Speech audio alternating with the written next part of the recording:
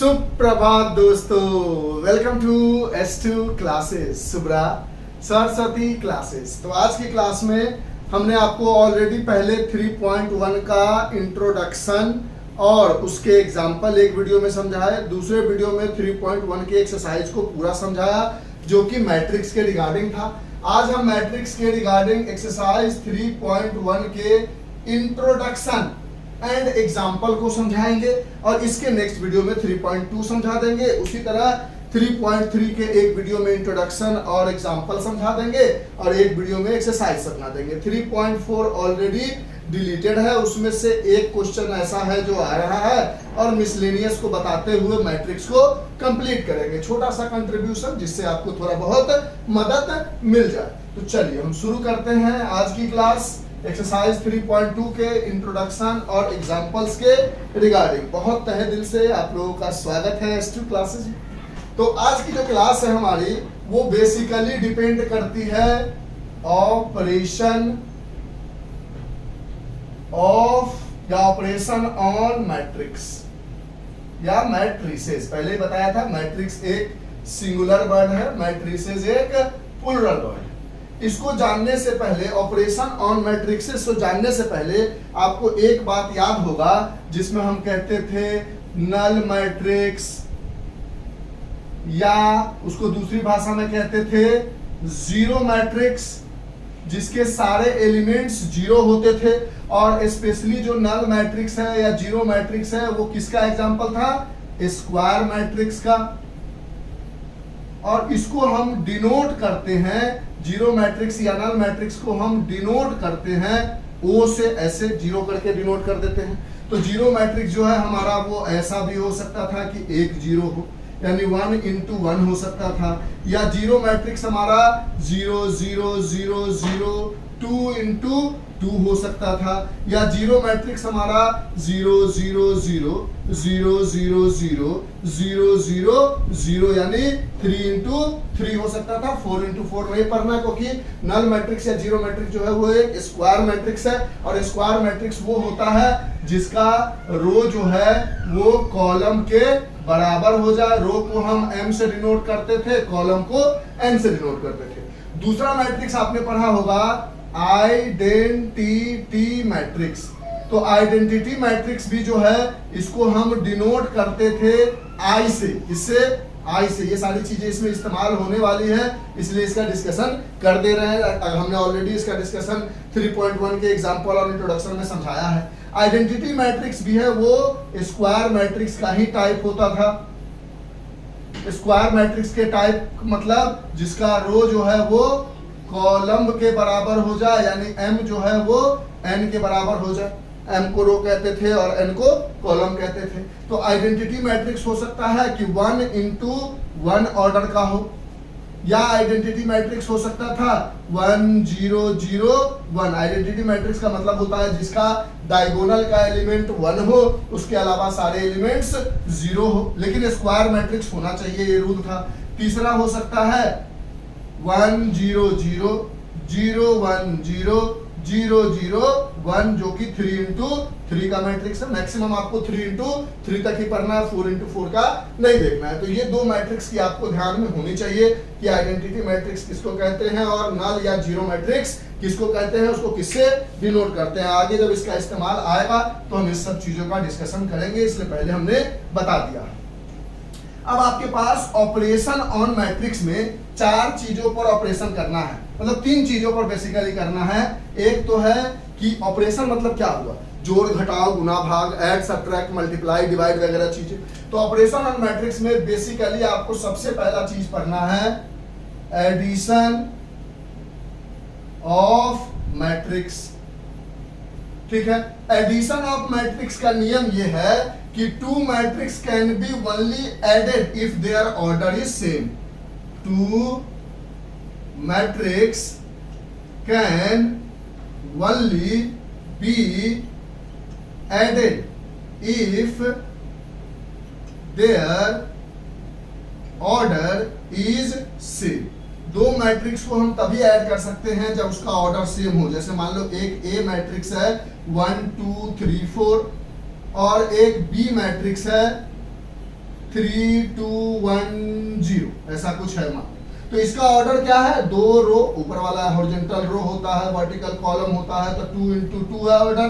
और इस मैट्रिक्स का भी ऑर्डर क्या है, 2 into 2 है। तो क्योंकि इन दोनों मैट्रिक्स का ऑर्डर सेम है तो हम a प्लस बी निकाल सकते हैं। और a प्लस बी निकालने का मतलब है इसको इससे जोड़ दो 1 प्लस 3, इसको इससे जोड़ दो 2 प्लस 2, इसको इससे जोड़ दो 3 प्लस 1, इसको इससे जोड़ दो 4 प्लस 0। और ये हो गया addition of two matrix a plus B equals to, यहाँ आ गया 4, यहाँ आ गया 4, यहाँ भी 4 और यहाँ भी 4।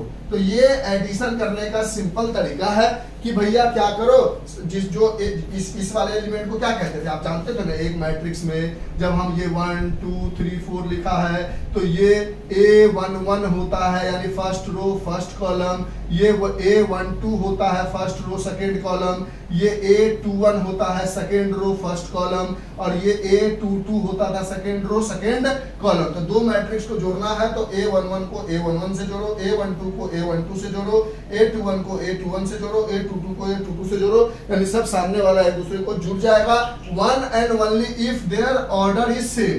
अगर मान लो एक मैट्रिक्स है A जो कि है हमारे पास 1 2 3 4 और एक मैट्रिक्स है B जो कि है हमारे पास 1 2 0 0 2 1 4 5 6। अब इस मैट्रिक्स का ऑर्डर है 2 into 2 क्योंकि 2 रो है और 2 कॉलम है। इस मैट्रिक्स का ऑर्डर 1 2 3 रो है और 1 2 3 कॉलम है 3 into 3। तो क्योंकि A एंड B का ऑर्डर सेम नहीं है तो this two matrix can not be added. यहाँ पे लिखोगे as matrix A and B does not have same order, so A plus B is not defined। यानी अगर किसी दो मैट्रिक्स को जोड़ना है तो आपको दोनों का ऑर्डर सेम होना होगा, अगर नहीं होता है तो उसको हम ऐड नहीं कर सकते हैं। ठीक है, अब आप कहता है कि एडिशन की जगह सब्सट्रैक्शन दे दे, उससे पहले एक बात समझ लो, निगेटिव ऑफ अ मैट्रिक्स मतलब अगर मान लो कोई एक A मैट्रिक्स है जो 1 2 3 4 है और इसका निगेटिव वैल्यू करना है तो A में -1 मल्टीप्लाई कर दो और इधर भी -1 मल्टीप्लाई कर दो 1 2 3 4। तो निगेटिव ऑफ A मैट्रिक्स क्या आ जाएगा, जब भी मल्टीप्लिकेशन करते हैं किसी मैट्रिक्स में किसी एक डिजिट से तो वो सबसे जाके मल्टीप्लाई होता है, इससे भी इससे भी इससे भी और इससे भी, और ये बन के आ जाएगा -1 -2 -3 -4। इस मल्टीप्लिकेशन को हम कहते हैं multiplication of a matrix by scalar. एक स्केलर से एक मैट्रिक्स का मल्टीप्लिकेशन करना। जैसे मान लो इसका एक और एग्जांपल, जैसे ये A मैट्रिक्स है और इसको हमें 2A बनाना है, मतलब इस पूरे मैट्रिक्स में 2 से मल्टीप्लाई कर देना होगा और ये जो 2 है इस मैट्रिक्स के हर एलिमेंट से मल्टीप्लाई होगा, यानी 2A की वैल्यू हो जाएगी, ये 2 पहले इससे मल्टीप्लाई होगा तो 2 बन जाएगा, ये 2 फिर इससे मल्टीप्लाई होगा 4 बन जाएगा, ये 2 फिर इससे मल्टीप्लाई होगा 6 बन जाएगा और ये 2 फिर इससे मल्टीप्लाई होगा तो 8 बन जाएगा। तो ये हो गया multiplication of a matrix by scalar. Multiplication of a matrix by scalar, जब कोई एक डिजिट से मल्टीप्लाई करना होता है तो मैट्रिक्स के हर एलिमेंट से मल्टीप्लाई होता है। यानी ओवरऑल आपने देखा कि किसी भी दो मैट्रिक्स को ऐड करना है तो उन दोनों मैट्रिक्स का ऑर्डर सेम होना चाहिए और जो नया मैट्रिक्स का एडिशन बन के आता है वो उसी ऑर्डर का आता है जो इंडिविजुअल मैट्रिक्स का ऑर्डर हुआ करता है। जब दो का ऑर्डर सेम नहीं होगा तो उसको ऐड नहीं कर सकते हैं। किसी मैट्रिक्स को निगेटिव बनाना है तो उसको हमें -1 से मल्टीप्लाई कर देना होगा, वो निगेटिव ऑफ अ मैट्रिक्स हो जाएगा। और इसी निगेटिव बनाना हो या 2 से मल्टीप्लाई करना हो या 3 से मल्टीप्लाई करना हो, किसी भी एक डिजिट से अगर सारे मैट्रिक्स को मल्टीप्लाई करते हैं तो उसको हम लेते हैं multiplication of a matrix by scalar, किसी एक स्केलर से मैट्रिक्स का मल्टीप्लिकेशन। बोलो यहाँ तक की बातें समझ में आई? एकदम इजी चीज थी, इरेज करें। अब देखो इसी जगह आपके पास दे देता है सब्सट्रैक्शन ऑफ अ मैट्रिक्स। तो अगर कोई बच्चा सब्सट्रैक्शन करना जानता है तब तो ठीक है, अगर नहीं जानता है तो वो एडिशन के रूल से ही सब्सट्रैक्शन कर सकता है।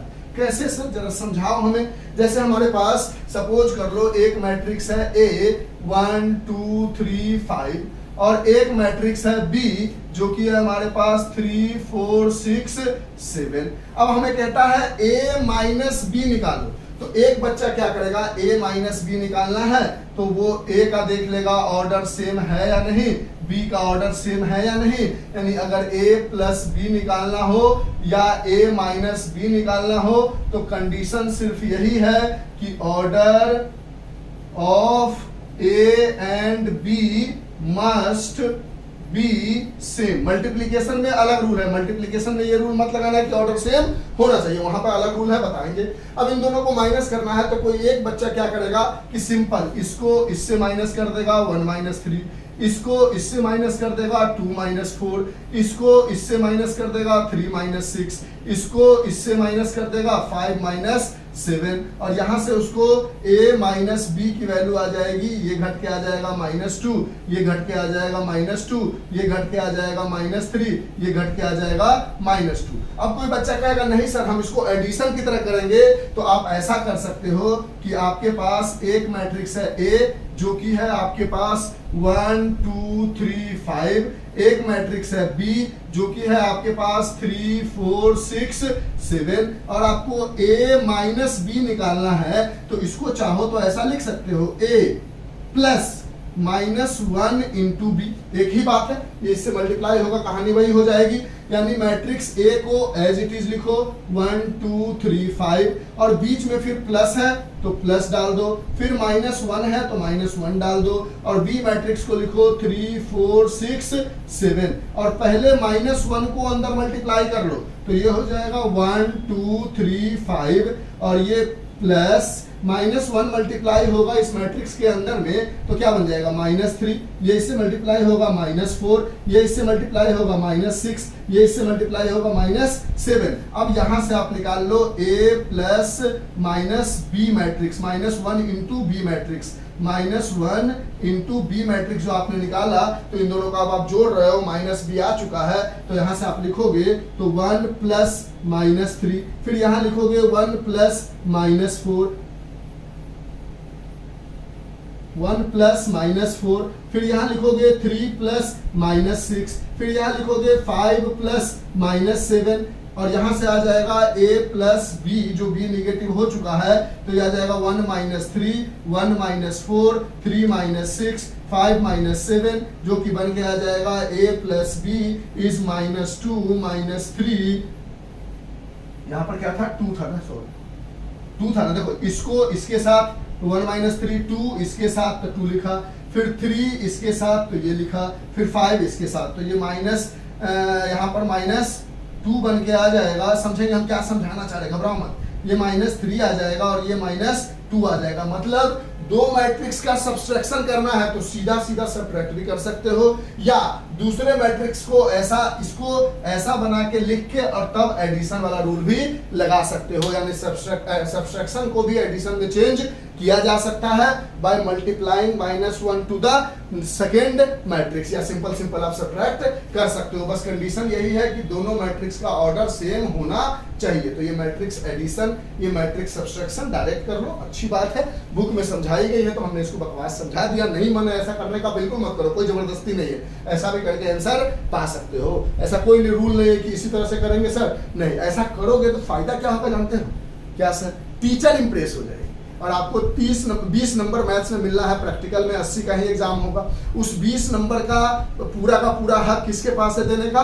टीचर के पास, और वो टीचर तभी नंबर देगी जब वो आपसे इंप्रेस है। बाकी ऐसे भी बनाओगे तो नॉन इंप्रेसिव तो जाएगा नहीं, मार्क्स अगर अच्छे आ जाते हैं तो ये addition and subtraction, addition and subtraction of a matrix की कहानी आपने समझ ली। दो मैट्रिक्स को कैसे ऐड किया जाता है और कैसे सब्ट्रैक्ट किया जाता है। तीसरा आपने समझ लिया multiplication of a matrix bye a scalar. यानी स्केलर मैट्रिक्स का मल्टीप्लिकेशन मतलब ए है, इसको 2a बनाना था या इसको 3a बनाना था तो सबसे 2 को मल्टीप्लाई कर दिया, या 3 बनाना था तो सबको 3 से मल्टीप्लाई कर दिया। तो ये 3 टॉपिक आपने सीखा, addition, subtraction and multiplication of a matrix by scalar. अभी आपने ये नहीं सीखा मल्टीप्लिकेशन ऑफ 2 मैट्रिक्स की कहानी नहीं जानी, सिर्फ आपने स्केलर, जैसे a को 2a बना दो, एक अगर मान लो कहेगा multiplication of matrix by scalar की जगह ऐसा कुछ दे दे, समझो इस बात को लिखो, उस बात को थोड़ा और डिस्कस करेंगे, मल्टीप्लिकेशन ऑफ मैट्रिक्स फिर और बाय स्केलर, और उसको फिर आगे हम डिस्कस करेंगे मल्टीप्लिकेशन ऑफ 2 मैट्रिक्स। और जब वो डिस्कशन हो जाएगी तो प्रॉपर्टीज बता देंगे, कुछ बताई गई है, फिर एग्जांपल समझा देंगे। लिख लो इसको, लिख लिया, इरेज करें। तो पहला एडिशन सीख लिया हमने 2 मैट्रिक्स का, सब्सट्रैक्शन सीख लिया हमने, और multiplication of matrix by scalar भी सीखा, लेकिन स्केलर का थोड़ा बहुत और कुछ सीख लेते हैं, ठीक है। आगे बढ़ते हैं। अब हम तीसरी टॉपिक जो हमने सीखा है उसके बारे में थोड़ा और डिस्कशन करें हम, multiplication of a matrix by scalar के बारे में। तो मान लो कोई एक मैट्रिक्स A है, 1 2 3 4 है, अगर आपको 2a निकालना है तो क्या करो, 2 से सबको मल्टीप्लाई कर दो, 1 2 3 4 है, इसको मल्टीप्लाई करोगे तो ये 2a बराबर मिल जाएगा 2 4 6a। कोई कहता है कि आप 1/3a निकालो, तो a ये है तो इसको 1/3 से मल्टीप्लाई, या इसी को division of a matrix by scalar लिख देते, कोई बात है। इसी बात को मल्टीप्लिकेशन हो या division of a matrix by scalar, ये डिवाइड कर रहे हो तो सेम मल्टीप्लिकेशन वाला रूल चलेगा। 1 2 3 4 है, ये 1/3 से मल्टीप्लाई होगा तो ये 1/3 बन जाएगा, इससे होगा तो 2/3 बन जाएगा, फिर इससे होगा तो 3/3 बन जाएगा, जो कट के 1 आ जाएगा तो डायरेक्ट 1 लिख देते हैं, फिर इससे होगा तो 4/3 बन जाएगा। तो आपसे multiplication of a matrix by scalar या division of matrix by scalar का है मतलब जो भी इस ए के आगे लगा हुआ है वो सारे एलिमेंट के साथ, मैट्रिक्स के सारे एलिमेंट के साथ आपको मल्टीप्लाई कर देना है। That is the matrix multiplication bye scalar की कहानी हमने समझ ली। अब हम समझने जा रहे हैं एडिशन समझा, सब्सट्रैक्शन समझा, multiplication of a matrix by scalar या division of a matrix by scalar कह लो, एक ही बात है, क्योंकि यहाँ डिवीजन दिख रहा है, यहाँ मल्टीप्लिकेशन दिख रहा है, लेकिन एक ही टॉपिक में दोनों को कवर अप कर दिया जाता है, क्योंकि मल्टीप्लाई कर दो या डिवाइड कर दो बात तो वही आना है। अब हम सीखने जा रहे हैं मल्टीप्लिकेशन ऑफ 2 मैट्रिक्स, और ये सीख लिया उसके बाद हम डायरेक्ट प्रॉपर्टीज पे आ जाएंगे और ये एक्सरसाइज कंप्लीट हो जाएगा, कोई बहुत बड़ा एक्सरसाइज है नहीं। देखो अब नियम क्या है सो समझेंगे आराम से। अब हम लास्ट टॉपिक देखने जा रहे हैं जो समझना है ऑपरेशन, फिर उसके प्रॉपर्टीज देखना है। अभी अब हम बात करने जा रहे हैं मल्टीप्लिकेशन ऑफ 2 मैट्रिक्स। 2 मैट्रिक्स का मल्टीप्लिकेशन कैसे किया जाए सर? तो पहला रूल, जैसे एडिशन और सब्सट्रैक्शन करने के लिए रूल क्या था कि भैया दोनों का ऑर्डर सेम होना चाहिए, तभी हम एडिशन सब्सट्रैक्शन कर सकते हैं। मल्टीप्लिकेशन बाय स्केलर में ऐसा कोई रूल नहीं था, जो है कोई भी ऑर्डर का मैट्रिक्स है उसके अंदर वो मल्टीप्लाई कर दो, मतलब मल्टीप्लिकेशन बाय स्केलर में ऐसा कोई रूल नहीं था कि ऑर्डर वगैरह कुछ भी मैट्रिक्स है उसके अंदर आप जाके 2 है तो 2 से मल्टीप्लाई कर दो, 3 है तो 3 से मल्टीप्लाई कर दो। लेकिन एडिशन सब्सट्रैक्शन में एक रूल था कि ऑर्डर सेम होगा तभी एडिशन या सब्सट्रैक्शन होगा। उसी तरह मल्टीप्लिकेशन ऑफ 2 मैट्रिक्स का नियम है कि मान लो हमने दे दिया 1 2 3 4 और यहां पर दे दिया बी मैट्रिक्स में 0 1 1 2 3 1 4 5 2, ऐसा कुछ मैट्रिक्स दे दिया। तो इसका ऑर्डर क्या है 2 into 2 और इसका ऑर्डर क्या है 3 into 3। तो कहता है कि 2 matrix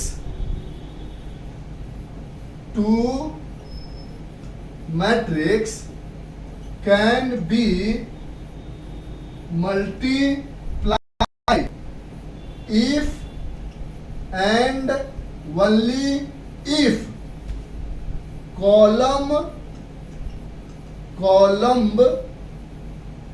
of first matrix is equal to the row of second matrix, यानी पहले मैट्रिक्स का कॉलम और सेकेंड मैट्रिक्स का रो अगर आपस में इक्वल है तभी हम जाके दो मैट्रिक्स को मल्टीप्लाई कर सकते हैं। तो पहले मैट्रिक्स का ये क्या है, रो है जिसको m से डिनोट करते हैं, और ये क्या है, कॉलम है जिसको n से डिनोट करते हैं। ये दूसरे मैट्रिक्स का क्या है, रो है जिसको m से डिनोट करते हैं, और ये क्या है, कॉलम है जिसको n से डिनोट करते हैं। क्या पहले मैट्रिक्स का कॉलम कितना है, 2 है, कॉलम ऑफ फर्स्ट मैट्रिक्स, और दूसरे मैट्रिक्स का रो क्या है, 3 है। क्या ये दोनों आपस में बराबर है, नहीं।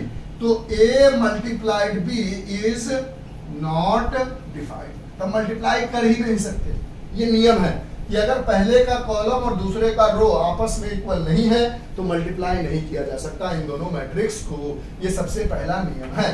दूसरा नियम, मतलब सॉरी, इसी नियम में अगर दूसरा क्वेश्चन उठाते हैं कि a बराबर है हमारे पास 0 1 2 3 और b बराबर है हमारे पास 1 1 2 0 1 3।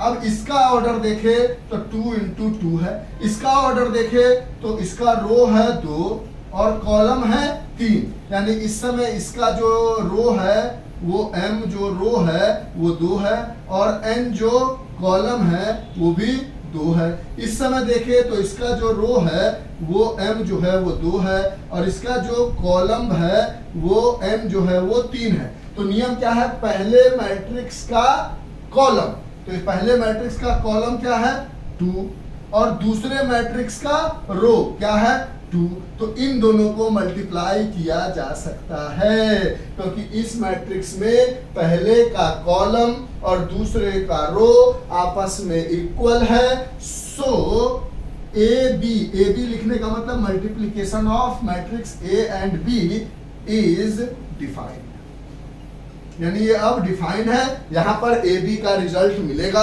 अगर ऐसा नहीं होता है कि पहले का कॉलम और दूसरे का रो आपस में इक्वल है तो उसको मल्टीप्लाई नहीं कर सकते।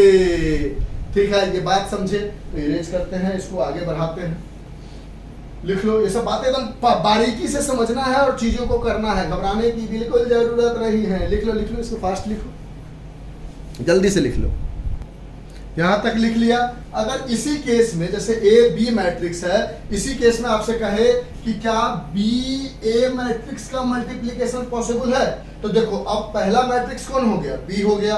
तो बी का कॉलम क्या है, तो 3 है और ए का रो, क्योंकि फर्स्ट मैट्रिक्स का कॉलम लेना है और सेकेंड मैट्रिक्स का रो, और इसका रो क्या है 2 और 3 बराबर 2 नहीं है, यानी ए और बी का तो मल्टीप्लिकेशन कर सकते हैं लेकिन B A is not defined. समझो, जो लिखा हुआ है जैसे ए बी लिखा हुआ है मतलब A first matrix, B second matrix, B A लिखा हुआ है मतलब बी फर्स्ट मैट्रिक्स और ए सेकेंड मैट्रिक्स। तो ये हमेशा ध्यान रखना है कि जो पहले लिखा हुआ है उसका कॉलम और जो बाद में लिखा हुआ है उसका रो अगर इक्वल होगा तभी मल्टीप्लिकेशन हो सकता है, अगर इक्वल नहीं होगा तो मल्टीप्लिकेशन नहीं हो सकता है। यानी इसका मल्टीप्लिकेशन नहीं हो सकता, इसका बी ए नहीं निकाल सकते लेकिन ए बी मल्टीप्लाई कर सकते हैं। जो चीजें नहीं समझ में आएगी वो क्वेश्चन करेंगे तो और अच्छे से क्लियर हो जाएगा। चलिए अब मल्टीप्लिकेशन करके दिखाते हैं कि कैसे होगा, मल्टीप्लाई कैसे करते हैं। पहला तो हमने वैलिडिटी चेक किया, जैसे एडिशन में वैलिडिटी चेक कर रहे थे कि दोनों का ऑर्डर सेम होना चाहिए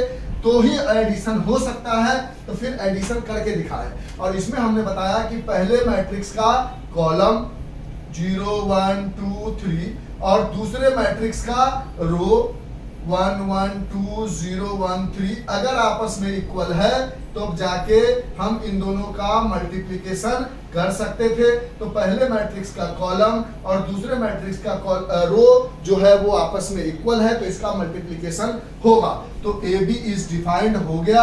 अब ए बी को मल्टीप्लाई करते हैं तो यहाँ लिख लो 0 1, यहाँ लिख लो 2 3 और बाद में लिखो बी मैट्रिक्स, बी की जगह है 0 1 1 2 1 1 2 0 1 3। आराम से समझना है चीजों को, घबराने की जरूरत नहीं है। तो एडिशन सब्सट्रैक्शन मल्टीप्लिकेशन ये सब चीज की कहानी आप समझ गए। दो मैट्रिक्स का डिवीजन आपको नहीं पढ़ना है, ठीक है। अब इसका मल्टीप्लिकेशन करने का रूल है 7 बनाने का, मतलब इसको पकड़ो पहला रो और दूसरे मैट्रिक्स का कॉलम पकड़ो। मतलब ए बी का जो मल्टीप्लीकेशन होगा वो पहले 0 को 1 से मल्टीप्लाई करो तो 0 इंटू 1 प्लस फिर 1 को 0 से मल्टीप्लाई करो 1 इंटू 0, फिर पहला रो कॉलम पकड़ के दूसरा रो पकड़ो, पहला कॉलम पकड़ के दूसरा रो, तो 0 को 1 से किया 0 इंटू 1 प्लस फिर 1 को 1 से किया 1 इंटू 1, ठीक है। फिर पहला रो पकड़ो और दूसरे मैट्रिक्स का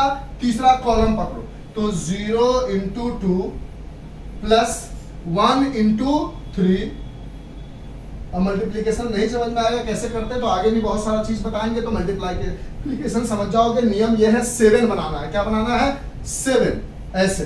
तो यानी पहले मैट्रिक्स का कॉलम रो पकड़ो, दूसरे मैट्रिक्स का कॉलम पकड़ो, तो पहले मैट्रिक्स का रो और कॉलम पकड़ा, पहले वाले को पहले वाले से मल्टीप्लाई किया प्लस लगा दिया, फिर दूसरे वाले को दूसरे वाले से मल्टीप्लाई किया प्लस लगाकर यहाँ लिख दिया, फिर इसमें पहले वाले को दूसरे कॉलम से किया तो 0 इंटू 1 और फिर दूसरे 1 इंटू 1 कर दिया, फिर पहला ही रो लिया और तीसरा कॉलम लिया तो 0 इंटू 2 किया और फिर 1 इंटू 3 किया, ये बन गया। फिर दूसरे वाले में उसी तरह पकड़ के चलना है आपको। कैसे पकड़ के चलना है सर? क्या मैट्रिक्स था फिर से लिख दो, तो मैट्रिक्स था हमारे पास 0 1 2 3 ए वाला और बी वाला था हमारे पास 1 1 2 0 1 3। तो पहला रो पकड़ लिए हो, अब दूसरा रो पकड़ना है और पहला कॉलम पकड़ना है, तो 2 इंटू 1 प्लस 3 इंटू 0, पहले वाले को पहले वाले से, दूसरे वाले को दूसरे वाले से। फिर आगे बढ़ो, पहला दूसरा रो और दूसरा कॉलम पकड़ो, तो 2 इंटू 1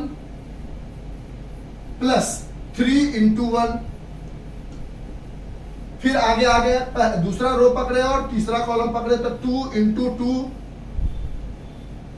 प्लस 3 इंटू 3।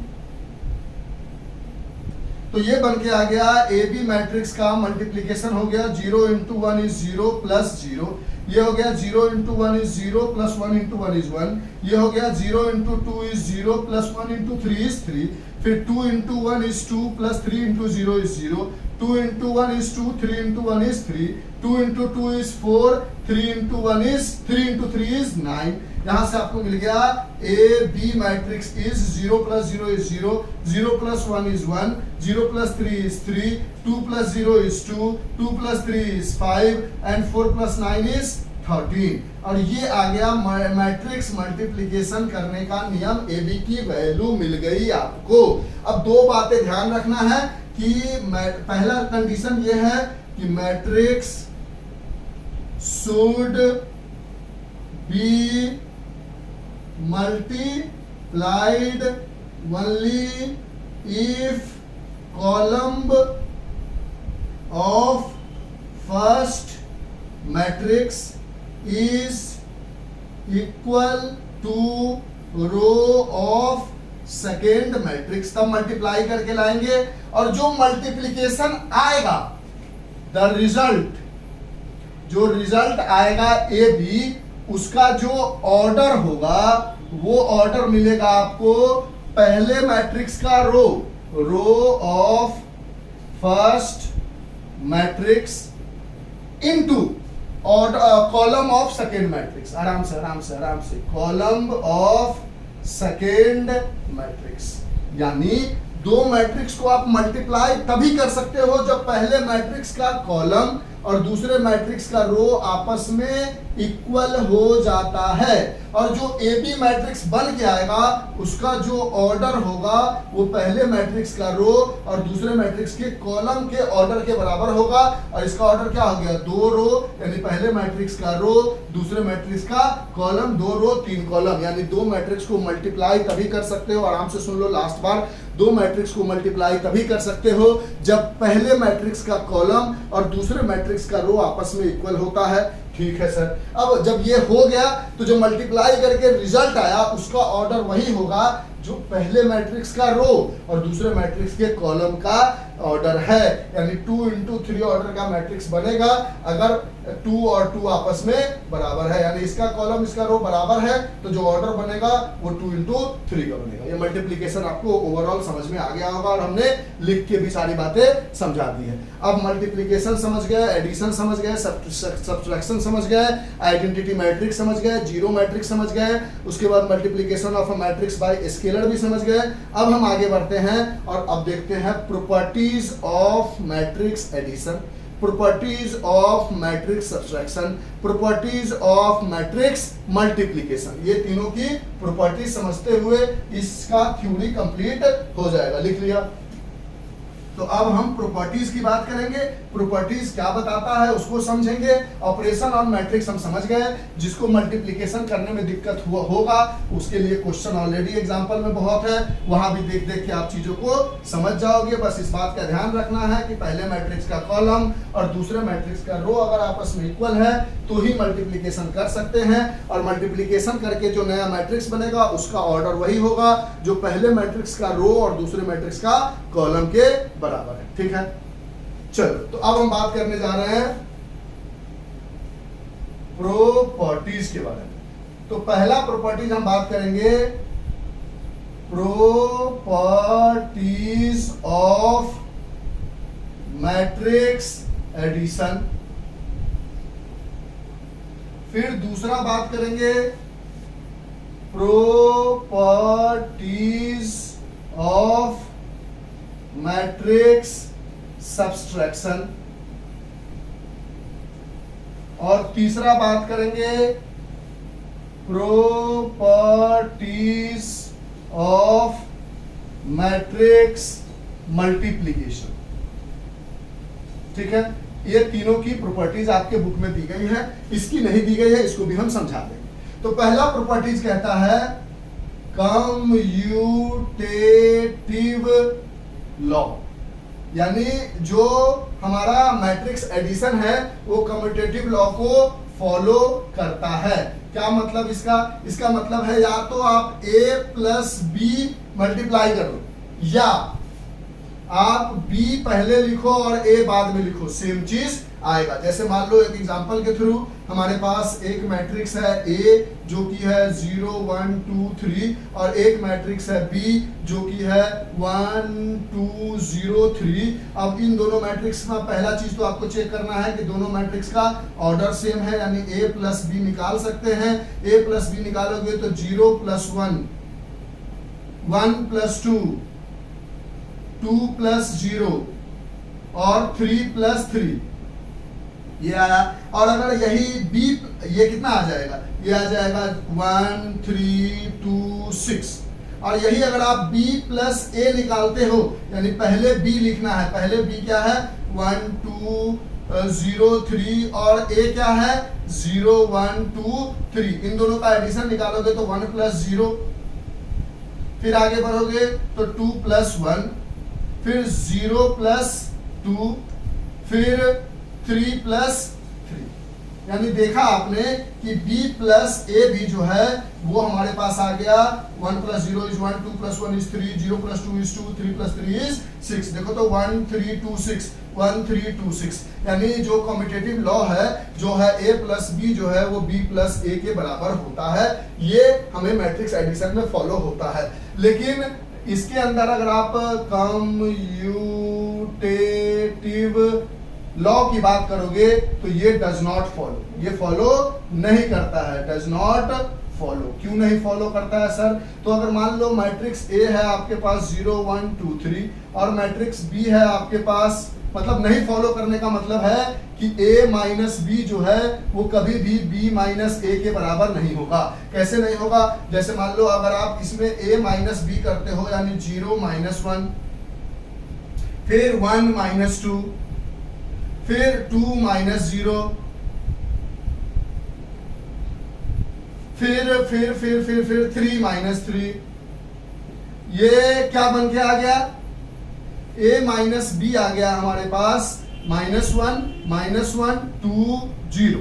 और अगर हम b माइनस a निकाले तो b पहले लेना है, यानी 1 माइनस 0, फिर 2 माइनस 1, फिर 0 -2, फिर 3 -3, यानी b को पहले लेना था हमें। तो इस केस में अगर हम b माइनस ए निकाल के देखें तो ये क्या आ जाता है 1 1 -2 0। क्या दोनों बराबर है ना? यहाँ 1 था, यहाँ -1 है, यहाँ 1 था, यहाँ -1 है, यहाँ 2 था, यहाँ -2 है, यहाँ 0 था 0, लेकिन मैट्रिक्स आपस में बराबर नहीं है, यानी इसमें कम्यूटेटिव लॉ फॉलो करता है, इसमें कम्यूटेटिव लॉ फॉलो नहीं करता है। इसी तरह इसमें भी कम्यूटेटिव लॉ फॉलो नहीं करता है। कम्यूटेटिव लॉ जो है इसके अंदर भी डज नॉट फॉलो। इसमें कम्यूटेटिव लॉ कहने का क्या मतलब हुआ? Does not follow. इसके अंदर कहने का मतलब हुआ कि अगर आप ए बी का मल्टीप्लिकेशन करो और बी ए का मल्टीप्लिकेशन करो, वो आपस में बराबर हो सकता है और नहीं भी हो सकता है। कैसे हो सकता है, कैसे नहीं हो सकता है? यानी A B not equal to B A और A B equal to B A, may और मे नॉट बी, मे और मे नॉट बी, यानी ये कम्यूटेटिव लॉ फॉलो कर भी सकता है, नहीं भी कर सकता है। जब नहीं होता है तो कहते हैं डज नॉट फॉलो। जैसे मान लो ए की जगह आप लेते हो कोई एक मैट्रिक्स 2 और बी की जगह आप लेते हो कोई एक मैट्रिक्स 3, तो अगर आप ए बी निकालोगे तो क्या आएगा? इसको इससे मल्टीप्लाई करोगे तो 2 × 3 आ जाएगा, तो ए बी बराबर आ जाएगा 6। देखो पहला 1 × 1 है, ये भी 1 × 1 है, तो पहला का कॉलम दूसरे का रो आपस में इक्वल है तो मल्टीप्लिकेशन हो सकता है, और जो ऑर्डर आएगा वो पहले का रो और दूसरे के कॉलम के बराबर 1 × 1 आ गया ऑर्डर, और ये 1 × 1 का जो ऑर्डर आया वो 6 आया। अगर इस केस में बी ए निकालते हो तो बी ए भी क्या होगा? पहले बी लिखोगे तो उसी की जगह 3 × 2 हो जाएगा, क्योंकि b पहले लिखोगे 3, फिर a लिखोगे 2, मल्टीप्लाई करोगे तो 3 × 2 और ये भी 6 आ जाएगा। इसका भी पहले का कॉलम दूसरे का रो आपस में इक्वल है, तो इसका जो ऑर्डर बनेगा वो पहले का रो और दूसरे के कॉलम के ऑर्डर के बराबर होगा। यानी यहाँ पर तो हमारे पास ए बी बराबर बी ए हो गया, लेकिन अगर हम 1 × 1 का ऑर्डर छोड़ के कोई और मैट्रिक्स उठा लेते हैं, a बराबर 0 1 2 3 और हम b बराबर ले लेते हैं, सपोज कर लो 0 1 1 2, ऐसा कुछ ले लिए। 2 × 2 का मैट्रिक्स है, ये भी 2 × 2 का है, पहले का कॉलम दूसरे के रो के बराबर है तो मल्टीप्लाई हो सकता है। जो ऑर्डर बन के आएगा वो पहले का रो दूसरे का कॉलम बन के आएगा। तो देखते हैं कि इसमें वैलिड है या नहीं। तो ए बी निकालोगे तो यहाँ लिखोगे 0 1 2 3 और यहाँ लिखोगे 0 1 1 2।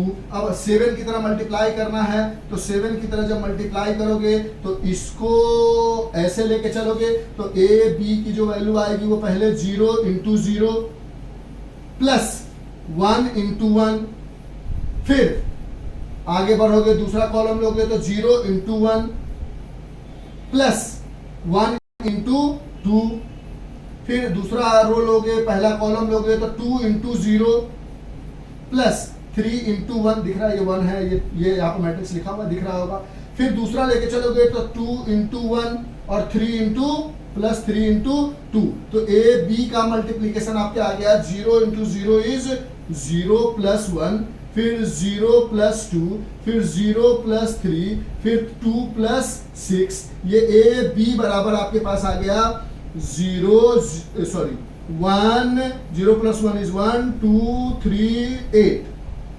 ए बी की वैल्यू आई। अगर इसी में आप बी ए निकालते हो तो वो ए बी और बी ए आपस में इक्वल नहीं आएगा। यानी हम कहना चाह रहे हैं कि कम्यूटेटिव लॉ इसमें फॉलो होगा, इसमें नहीं होगा और उसमें भी नहीं होगा। हमने बोला इसमें हो भी सकता है और नहीं भी हो सकता है। जब एक 1 × 1 का ऑर्डर है तब तो ए बी बराबर बी ए आ गया, लेकिन जब हम अगला उससे बड़ा वाला ऑर्डर लेके देख रहे हैं तो क्या आता है देखते हैं। अब इसमें हम बी ए निकाल के देखते हैं, तो इसमें अगर हम ए बी निकाल चुके हैं, बी ए निकालेंगे तो पहले बी लिखेंगे, बी है हमारे पास 0 1 1 2 और a लिखेंगे तो वो है 0 1 2 3। तो b a की वैल्यू आ जाएगी, इसको इससे मतलब ऐसा कुछ करके आते थे तो 0 × 0 + 1 × 2 हो जाएगा। फिर यहाँ पर आ जाएगा, इसको इससे लेके चलोगे तो 0 × 1 + 1 × 3 आ जाएगा। फिर इसको इससे लेके चलोगे तो 1 × 0 + 2 × 2 आ जाएगा। फिर इसको इससे लेके चलोगे तो 1 × 1 + 2 × 3 आ जाएगा। बी ए निकालोगे तो ये हो जाएगा 0 + 2, ये हो जाएगा 0 + 3, ये हो जाएगा 0 + 4, ये हो जाएगा 1 + 6। बी ए की वैल्यू आ गई 2 3 4 6, यानी आपने देखा यहाँ 1 2 3 8 आया था, यहाँ 2 3 4 6 आया है, यानी जो कम्यूटेटिव लॉ है वो भी फॉलो नहीं करता है। जहां पर कहीं कर सकता है जब 1 into 1 का ऑर्डर मैट्रिक्स होगा, उसके अलावा नहीं करेगा। तो ये एग्जांपल से इसलिए समझाया ताकि आप कम्यूटेटिव लॉ का मतलब अच्छे से समझ सको, ठीक है। अब हर जगह हम एग्जांपल देके नहीं समझाएंगे, एक को एग्जांपल देके समझा दिया है ताकि टाइम ज्यादा न लगे। तो एक कम्यूटेटिव लॉ समझ गए आप कि जो एडिशन में लगता है, सब्सट्रैक्शन और मल्टीप्लिकेशन में कम्यूटेटिव लॉ नहीं फॉलो करता है। दूसरा है हमारे पास एसोसिएटिव लॉ। एसोसिएटिव लॉ कहता है हमारे पास कि मान लो पहले आपने a प्लस बी जोड़ा और उसको c से जोड़ दिया, या पहले आपने a को छोड़कर b प्लस सी जोड़ा, मतलब b प्लस सी को पहले जोड़ लिया, उसके बाद मैट्रिक्स a से जोड़ा, या a प्लस बी को पहले जोड़कर c से जोड़ा, दोनों आपस में बराबर होगा। लेकिन इसके केस में अगर आप देखोगे यानी ये फॉलो कर रहा है। इस केस में देखोगे एसोसिएटिव लॉ, तो आप देखोगे ये फॉलो नहीं करता, डू नॉट फॉलो, यानी कि कोई भी लॉ जो है वो सब्ट्रैक्शन पे फॉलो नहीं करता। कोई बंदा अगर a माइनस बी पहले कर ले और तब जाके c से माइनस करे, या वो पहले a को छोड़ दे और पहले b माइनस सी करके फिर a के पास आए, तो वो आपस में इक्वल नहीं होगा। ये बात आपको ध्यान रखना है, यह है एसोसिएटिव लॉ। लेकिन यहां पर भी एसोसिएटिव लॉ फॉलो करता है। एसोसिएटिव लॉ जो है यहाँ पर फॉलो करता है, कहता है कोई बंदा ए बी को पहले मल्टीप्लाई किया फिर जाके सी से मल्टीप्लाई किया, या ए को छोड़कर पहले बी सी को मल्टीप्लाई करके फिर ए से मल्टीप्लाई करने आया, तो इस केस में एसोसिएटिव लॉ फॉलो करेगा, सब्सट्रैक्शन में नहीं करेगा, और मल्टीप्लिकेशन में एसोसिएटिव लॉ फॉलो करेगा। अब इसका एग्जांपल देके समझाने में टाइम चला जाएगा, तो ऐसे ही समझ लो कि फॉलो कर लेगा। अब इसके अंदर एक प्रॉपर्टी आता है existence of additive identity. Existence of additive identity का मतलब होता है कि अगर मान लो कोई, आप इसके लिए हमेशा आपको कौन सा मैट्रिक्स रखना होगा, स्क्वायर मैट्रिक्स। क्यों रखना होगा? क्योंकि अगर आप कोई ए मैट्रिक्स को नल मैट्रिक्स यानी जीरो मैट्रिक्स, और जीरो मैट्रिक्स हमेशा कौन सा ऑर्डर का होता है, स्क्वायर मैट्रिक्स का, जहां पर रो और कॉलम इक्वल होता है, पहले ही समझाया है। तो ये कंडीशन स्क्वायर मैट्रिक्स के लिए होगा कि ए को जीरो मैट्रिक्स से जोड़ो या जीरो को ए मैट्रिक्स से जोड़ो, लास्ट में आपको ए मैट्रिक्स ही मिलेगा। यानी ये existence of additive identity follow करता है, यानी ये फॉलो करता है। इस केस में देखोगे आप एग्जिस्टेंस ऑफ एडिटिव आइडेंटिटी की बात करोगे तो आप कहोगे कि a माइनस जीरो करे, यानी a माइनस नल मैट्रिक्स करे। नल मैट्रिक्स मतलब जी o बराबर बताया ना जीरो, या o बराबर 0 0 0 0, ये सब नल मैट्रिक्स है, ठीक है, पहले ही बता दिया था इसीलिए। या जीरो माइनस a करोगे तो a में से अगर नल को घटाओगे तो a आएगा, लेकिन जीरो में से a को घटाओगे तो क्या आ जाएगा, वो माइनस ए आ जाएगा। देखो ना, ये नल मैट्रिक्स में से माइनस ए करोगे तो माइनस ए आएगा ना, यानी ये दोनों आपस में ए मैट्रिक्स के इक्वल नहीं होगा, यानी ये फॉलो नहीं करता है, ठीक है। इसमें एडिटिव आइडेंटिटी लगाते ही नहीं है। और चौथा रूल है existence of additive inverse. Additive inverse का कहने का मतलब है कि अगर कोई एक मैट्रिक्स ए है, उसमें अगर उसके निगेटिव मैट्रिक्स को जोड़ते हो तो वो नल मैट्रिक्स बनके आ जाता है, या कोई मैट्रिक्स निगेटिव है उसमें उसके ए मैट्रिक्स को जोड़ते हो तो वो नल मैट्रिक्स बनके आ जाता है। यानी एडिटिव आइडेंटिटी जो है वो एग्जिस्टेंस ऑफ एडिटिव आइडेंटिटी, मतलब कहने का मतलब कि एडिटिव आइडेंटिटी मतलब क्या होता है कि मान लो दो है तो दो का एडिटिव आइडेंटिटी क्या होगा, तो दो में ऐसा क्या जोड़े कि ये जीरो बन जाए, तो दो में माइनस दो जोड़ेंगे तो ये जीरो बन जाएगा। तो कहता है कि जो एडिटिव आइडेंटिटी है वो फॉलो करता है इसके अंदर एडिशन ऑफ मैट्रिक्स में, यानी अगर आप कोई ए को उसके निगेटिव मैट्रिक्स से जोड़ोगे तो वो नल मैट्रिक्स बनके आ जाएगा, या निगेटिव मैट्रिक्स को उसके पॉजिटिव मैट्रिक्स से जोड़ोगे तो वो नल मैट्रिक्स यानी जीरो मैट्रिक्स बनके आ जाएगा। ये रूल है। इसके अंदर एडिटिव आइडेंटिटी का मतलब जोड़ना किसी चीज को, तो इसके अंदर एडिटिव आइडेंटिटी फॉलो ही नहीं करेगा, कोई जोड़ कहां रहे हैं, यानी do not follow additive identity. Additive identity शब्द का मतलब ही क्या हुआ बकलोड़ कहीं का। एडिटिव आइडेंटिटी मतलब क्या, किस क्या कौन सा ऐसा चीज जोड़े कि वो फिर से नल मैट्रिक्स आ जाए। अगर इसके अंदर करोगे ए में से अगर इसका निगेटिव घटाओगे तो ये क्या हो जाएगा, ए प्लस ए मिलके 2a हो जाएगा ना, ये कभी भी ए के बराबर आएगा नहीं आएगा, यानी इसके अंदर एडिटिव आइडेंटिटी फॉलो नहीं करता। तो पहला लॉ हो गया commutative associative existence of additive identity, मतलब ए मैट्रिक्स में नल जोड़ो या नल में ए जोड़ो ए ही आएगा। और एग्जिस्टेंस ऑफ एडिटिव इनवर्स मतलब कोई एक मैट्रिक्स का उसके निगेटिव मैट्रिक्स से जोड़ोगे तो वो नल मैट्रिक्स बन के आ जाएगा। चारों लॉ इसमें फॉलो करता है, इसमें कोई भी लॉ फॉलो नहीं करता है। और इसमें एक स्पेशल लॉ आ जाता है, वो है distributive law. Distributive law, distributive law कहता है कि कोई मैट्रिक्स ए है, कोई मैट्रिक्स बी है, ए है, कोई मैट्रिक्स बी है और एक मैट्रिक्स सी है, या तो पहले ए प्लस बी को जोड़कर सी से मल्टीप्लाई कर दो, या इस सी को अंदर मल्टीप्लाई कर लो, ए सी प्लस बी सी कर लो, ये फॉलो करेगा। मतलब कि अगर कोई एक मैट्रिक्स है ए, एक है बी, एक है सी, तो आपने क्या किया, ए प्लस बी मैट्रिक्स को जोड़ दिया और उसको सी से मल्टीप्लाई कर दिया, या इस सी को अंदर करके पहले ए सी को मल्टीप्लाई किया, फिर बी सी को मल्टीप्लाई किया, फिर आपस में जोड़ा, तो दोनों आपस में इक्वल होंगे। यही है डिस्ट्रीब्यूटिव लॉ। ठीक है, चौथा है इसके अंदर प्रॉपर्टीज, वो है existence of multiplicative identity. Multiplicative identity का क्या मतलब है, और ये वैलिड होगा स्क्वायर मैट्रिक्स के लिए, स्क्वायर मैट्रिक्स के लिए। देखो जब भी कोई नल मैट्रिक्स बन के आना हो तो नल मैट्रिक्स हमेशा स्क्वायर मैट्रिक्स होता है।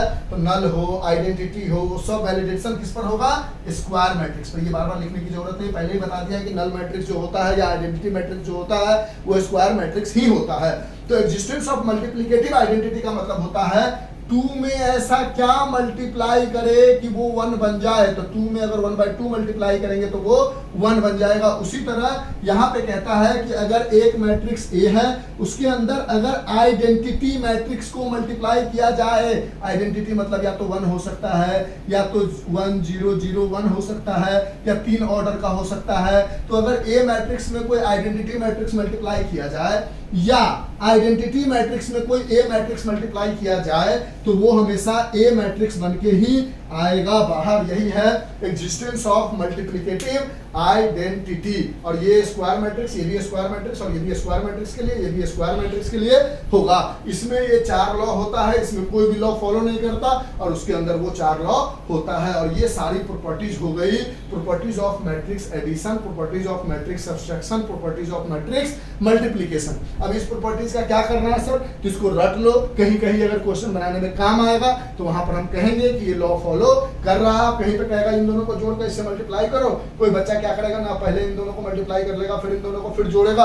तो दोनों केस में वो सही है, क्योंकि ये लॉ इसमें फॉलो कर रहा है। कभी कभी लॉ के रिगार्डिंग डायरेक्ट बोर्ड में क्वेश्चन या एक स्कूल के एग्जाम में क्वेश्चन पूछ लिया जाएगा कि 4 लॉ बताओ, 5 लॉ बताओ, या मल्टीप्लिकेटिव क्या कहते हैं प्रॉपर्टीज ऑफ मैट्रिक्स मल्टीप्लिकेशन का क्या क्या लॉ है, या प्रॉपर्टीज ऑफ मैट्रिक्स एडिशन का क्या क्या लॉ है वो बताओ। तो ये सारी चीजें आपको याद होनी चाहिए, एज इट इज समझा भी हमने आपको दिया है। इन सबको लिखो। अब हम एग्जांपल के क्वेश्चंस पे आते हैं और बनाकर इस क्लास को ओवर करते हैं, फिर इसके 3.2 को बता देंगे। एक्सरसाइज को जल्दी से लिख लो, इन सब प्रॉपर्टीज को आपके बुक में भी दिया हुआ है, वैसे हमने आपको समझा भी दिया। फास्ट करो। तो ये बातें लिख ली होगी आपने। अब हम आते हैं क्वेश्चंस पे एग्जाम्पल के, और उसको बनाकर आपको हम इन सब चीजों को समझाने की अच्छे से कोशिश करते हैं। ठीक है, जो भी चीजें समझ गए होंगे वो ठीक है। ये प्रॉपर्टीज लेकिन ध्यान होनी चाहिए, प्रॉपर्टीज के बिना चीजें चलेगी नहीं, क्योंकि कभी कभी डायरेक्ट प्रॉपर्टीज भी पूछ लिया जाता है, और क्वेश्चंस करोगे तो चीजें और क्लियर हो जाएगी। मेन इंपॉर्टेंट चीज है कि आपको क्वेश्चंस बनाने आना चाहिए, प्रॉपर्टीज अपने आप याद होता चला जाएगा। ओके सर, ठीक है, जरा क्वेश्चंस बना के समझाओ। हमें तो क्वेश्चंस बनाने में तकलीफ हो जाती थी, कोई बात नहीं, आज हम ट्राई करते हैं कि आपको अब तकलीफ ना हो। जैसे सबसे पहला हम एग्जांपल नंबर 6 से स्टार्ट होगा, यहीं से स्टार्ट करते हैं।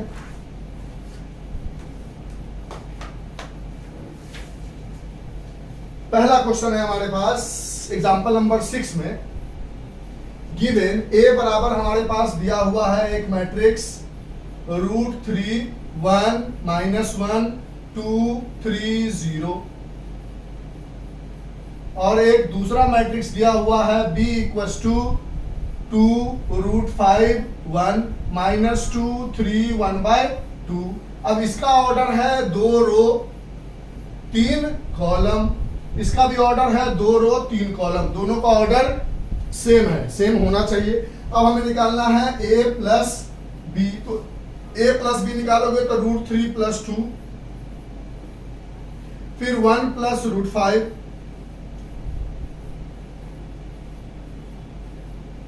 फिर -1 + 1, फिर 2 + -2, फिर 3 + 3, फिर 0 + 1/2।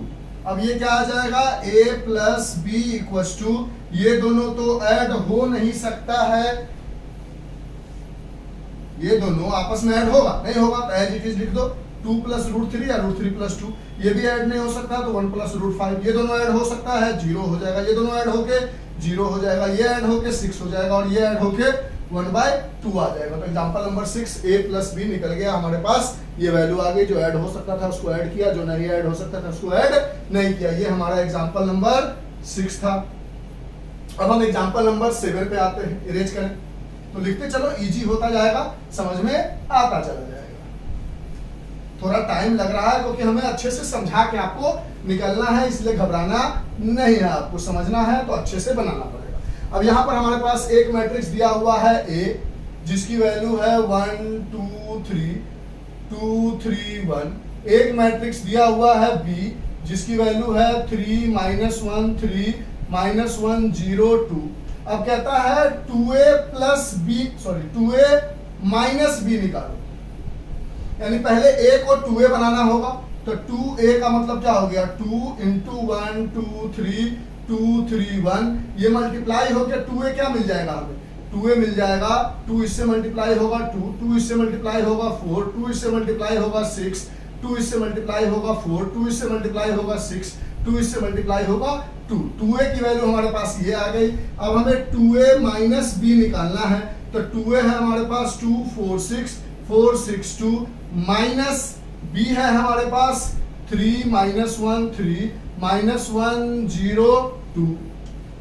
अब यहां से 2a माइनस b निकालोगे तो दिस माइनस दिस यानी 2 - 3, दिस माइनस दिस यानी 4 माइनस, और यहाँ -1 है तो -1, फिर दिस माइनस दिस 6 - 3। पहले तो देख लेना था, ऑर्डर सेम था ना, तो 2 रो है 3 कॉलम है, 2 रो है 3 कॉलम में ऑर्डर सेम है तो ऐड सब्ट्रैक्ट हो सकता है। फिर 4 - 1 यानी 4 माइनस ऑफ -1, क्योंकि ये माइनस तो आया क्योंकि सब्सट्रैक्शन है, और ये माइनस आया क्योंकि इसके साथ है। फिर 6 - 0, फिर 2 - 2, यहाँ से आपको 2a माइनस b की वैल्यू मिल गई, 2 - 3 -1, 4 माइनस माइनस होके क्या हो जाएगा, +5 आ जाएगा, 6 - 3 is 3, 4 माइनस माइनस होकर प्लस हो जाएगा, 4 + 1 5 हो जाएगा, 6 - 0 6, 2 - 2 is 0। तो ये वैल्यू आ गई 2a माइनस b मैट्रिक्स का। आगे बढ़ते हैं, ठीक है, टफ तो नहीं है, नहीं सर बहुत इजी है। आगे तो बताओ, आगे भी तो देखना चाहते हैं हम कि कहाँ पे मल्टीप्लिकेशन आ रहा है, कहाँ पे कैसा है, क्वेश्चंस को देख लेते हैं। अच्छा ठीक है, देख लो। अब हम नेक्स्ट एग्जांपल पे आते हैं, एग्जांपल नंबर 8 में। एग्जांपल नंबर 8 में आते हैं। एग्जांपल नंबर 8 में हमने देखा कि हमारे पास a बराबर है 8 0 4 -2 एंड 3 6। अच्छा, फिर हमारे पास b बराबर है 2 -2 4 2 -5 1। अब हमें निकालना है 2a + 3x = 5b दिया हुआ है, और कहता है बताओ x की क्या वैल्यू होगी। तो देखो आराम से, पहले इसी क्वेश्चन को गौर से देखो। तो 2a + 3x, हम एक काम करते हैं, यहाँ भी -2a कर देते हैं और 5b यहाँ भी -2a कर देते हैं। कोई फर्क पड़ेगा? क्यों फर्क नहीं पड़ेगा? क्योंकि हमें ऐसा कुछ करना था जिससे 2a खत्म हो जाए, सिर्फ 3x बचे। तो 2a और -2a हमने अभी पढ़ा है, 2a + -2a जो होता है ये आपस में एडिटिव इनवर्स होता है, और इन दोनों का जो एडिशन आता है वो नल मैट्रिक्स आता है, यानी ये दोनों मिलके आ गया null matrix. Plus 3x = 3x capital है, 3x = 5b -2a। ये नल मैट्रिक्स के साथ किसी को भी जोड़ते हैं, 0 + a करो या a + 0 करो, ये a ही आता है, यानी नल मैट्रिक्स के साथ इसका एडिशन 3x = 5b -2a। यहाँ से मिल जाएगा x = 1/3 bracket 5b minus 2a, यानी इस इक्वेशन को हमने ऐसा बना लिया। कोई बच्चा अगर ये नहीं सोच पाएगा तो सिंपल दिमाग लगाओ, 2a को इधर लेके आओ तो 3x बराबर 5b माइनस 2a, तो x बराबर 1/3 5b माइनस 2a आ जाएगा। ऐसे भी करोगे तो कोई गलती नहीं है, ये थोड़ा सा मैथमेटिकल तरीके से हमने आपको समझा दिया। यानी x बराबर ये मिल गया हमें, अब इससे हम 5b वगैरह निकाल के इसको सॉल्व कर लेते हैं। यानी हमारे पास इक्वेशन था original 2a plus 3x is equal to 5b, इससे हमें x बराबर मिल गया 1/3 यहाँ 5b माइनस 2a, यही मिला। अब इसको लिखकर हम इसको सॉल्व कर लेते हैं, यहाँ से हमें x की वैल्यू मिल जाएगी। तो पहले हमें चाहिए 5b, तो 5b बराबर, तो जो भी b है उसमें 5 मल्टीप्लाई कर दोगे, 2 है यहाँ माइनस 2 है, यहाँ 4 है, यहाँ 2 है, यहाँ माइनस 5 है, यहाँ 1 है, तो ये मल्टीप्लाई होकर हमें 5b बराबर क्या मिल जाएगा, 5b बराबर मिल जाएगा 5 2 जा 10, 5 2 जा 10, लेकिन माइनस है तो माइनस 10, 5 4 जा 20, 5 2 जा 10, 5 5 जा 25, लेकिन माइनस है तो माइनस 5 1 जा 5, 5b हमें मिल गया। फिर हमें चाहिए 2a मतलब जो भी a मैट्रिक्स है उससे 2 मल्टीप्लाई करो, यानी 8 0 4 माइनस 2 3 6 में 2 मल्टीप्लाई करोगे तो यहाँ से 2a बराबर आपको क्या मिल जाएगा, 8 2 जा 16, 0 2 इंटू 0 इज 0, 4 2 जा 8, 4 2 2 जा 4, लेकिन माइनस है, 3 2 जा 6, 6 2 जा 12, हमें 2a भी मिल गया, 5b भी मिल गया। अब हम 5b माइनस 2a निकाल लेते हैं। 5b की जगह है 10 माइनस 10 20, 10 माइनस 25 5, और माइनस 2a की जगह है 16 0 8 माइनस 4 6 12। अब यहाँ से हमें 5b माइनस 2a निकालोगे तो 10 माइनस 16 माइनस 10 और माइनस 0, फिर 20 माइनस 8, फिर 10 माइनस ऑफ माइनस 4, तो यहाँ माइनस 4 है, माइनस 25 माइनस 6, यहाँ 5 माइनस 12, यानी यहाँ से हमें सबको इरेज करें, लिख लिया होगा ऊपर से 5b 2a वगैरह, हाँ सर लिख लिया। यहाँ से हमें मिल गया 5b माइनस 2b की value 5b minus not 2b 2a की वैल्यू मिल गई, 10 minus 16 is minus 6, minus 10 minus 0 is minus 10, 20 minus 8 is 12, 10 और माइनस माइनस प्लस होके हो जाएगा 14, माइनस 25 माइनस 6 6 5 11 यानी माइनस 31, 5 माइनस 12 यानी माइनस 7, ये मिल गया 5b माइनस 2a की वैल्यू। अब हमारे पास है x बराबर 1/3, 5b माइनस 2a की वैल्यू आई है माइनस 6 माइनस 10 12 14 माइनस 31 माइनस 7।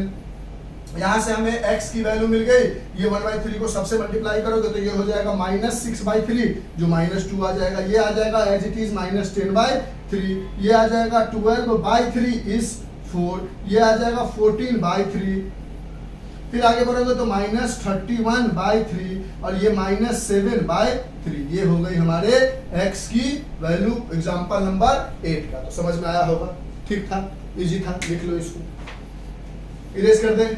अब हम आते हैं एग्जांपल नंबर 9 में।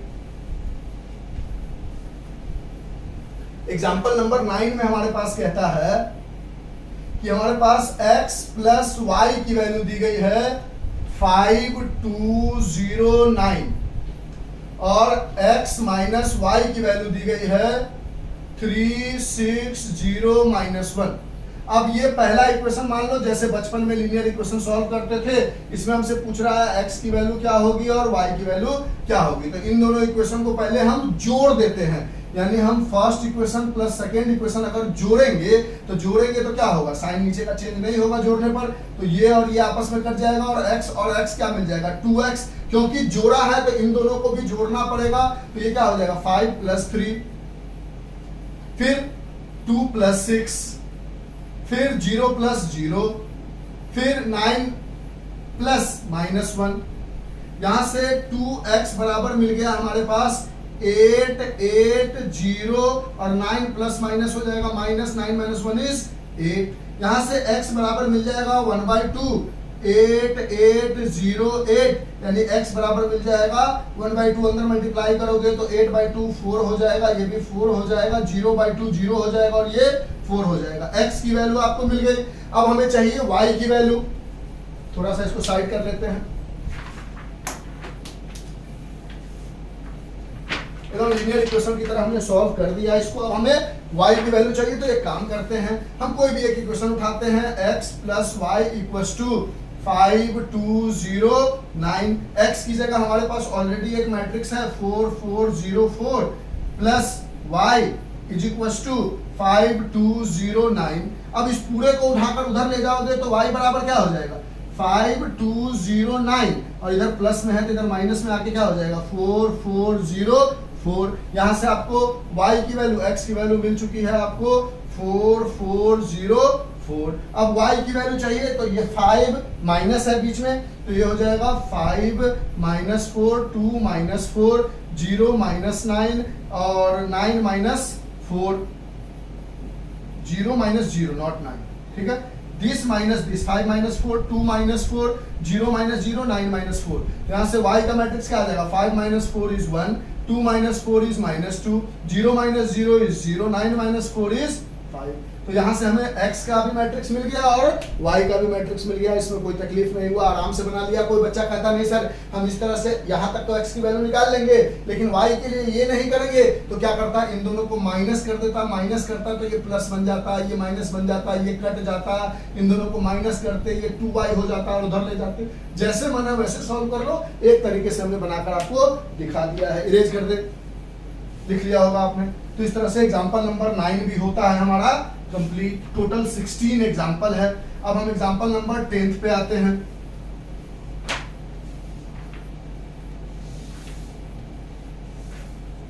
अब एग्जांपल नंबर 10 में हमारे पास कह रहा है, एग्जांपल नंबर 10 में हमारे पास कह रहा है कि find the value of x and y from the following equation.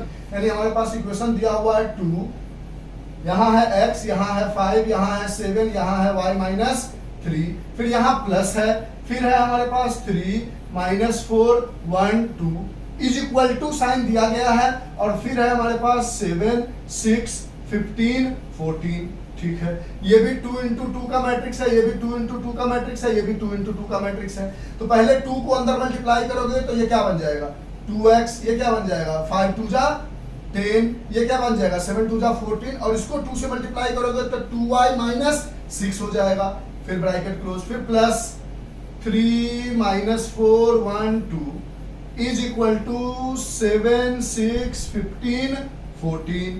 यहां से आप इन दोनों को ऐड करोगे क्योंकि ऑर्डर सेम है तो ऐड किया जा सकता है। तो ये हो जाएगा 2x प्लस 3, ये हो जाएगा 10 प्लस माइनस 4, ये हो जाएगा 14 माइनस 1, और ये हो जाएगा 2y माइनस 6 प्लस 2 क्योंकि ऐड कर रहे हो इज इक्वल टू 7 6 15 14।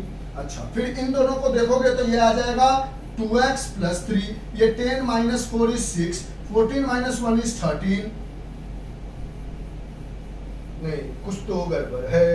7 2 जा सॉरी माइनस 10 प्लस था ना, यहाँ प्लस होगा ना, नॉट 14। ऐसा कैसे हमें पता चलिए गलती कर रहे हैं क्योंकि इन दोनों में इक्वल साइन है, तो यहाँ वही होगा ना जो यहाँ है, यहाँ वही होगा ना जो यहाँ है, तो यही प्लस था ना। देखो ना 10 प्लस 14 प्लस माइनस गलती से कर दिया था क्योंकि प्लस है बीच में ना। 15 आ गया और ये आ गया 2y, और माइनस 6 प्लस 2 इज माइनस 4। यहाँ से मिला 7 6 15 14। अब ये दोनों मैट्रिक्स इक्वल है और ऑर्डर सेम है तभी इक्वल होता है। तो ऑर्डर भी 2 इंटू 2 है, ये भी 2 इंटू 2 है, यहाँ भी 6 है, यहाँ भी 6 है, यहाँ भी 15 है, यहाँ भी 15 है। इसका मतलब 2x प्लस 3 बराबर 7 रहा होगा।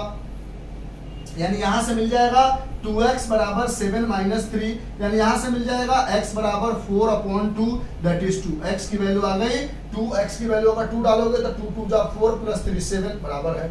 फिर y की वैल्यू निकालनी है तो 2y minus 4 is equal to 14। यहाँ से 2y इक्वल टू 14 प्लस 4, यहाँ से y equal to 14 plus 4 is 18/2 that is 9 आ गया। यहाँ 9 डालोगे तो 9 2 जा 18 माइनस 4 इज 14 इक्वल आ गया।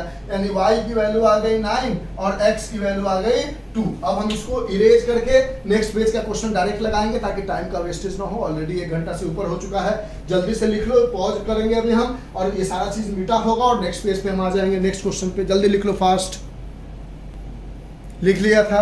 अब क्योंकि 1 घंटा हो गया है और हम नहीं चाहते कि वीडियो 1.5-2 घंटे का 3 घंटे का बने, तो हम आपको एग्जाम्पल 6 से 10 तक समझा दिए हैं। अब 11 से लेकर 16 तक एक वीडियो बना देंगे ताकि उसमें एग्जाम्पल समझ जाओ, फिर एक्सरसाइज को पार्ट बाय पार्ट तोड़ के जैसे हो सकता है वैसे बता देंगे। तो इस वीडियो में इतना ही रहने देते हैं, introduction plus example number 6 to example number 10। अब नेक्स्ट वीडियो में 11 से स्टार्ट कर देंगे, क्योंकि 1 घंटा हो चुका और 1 घंटा से ज्यादा आपको पढ़ने में मजा आएगा नहीं। तो आज के लिए इतना ही, bye, have a nice day, enjoy, take care, stay home, stay safe. Next video में हम फिर आगे एग्जाम्पल में बढ़ते हैं। बाय।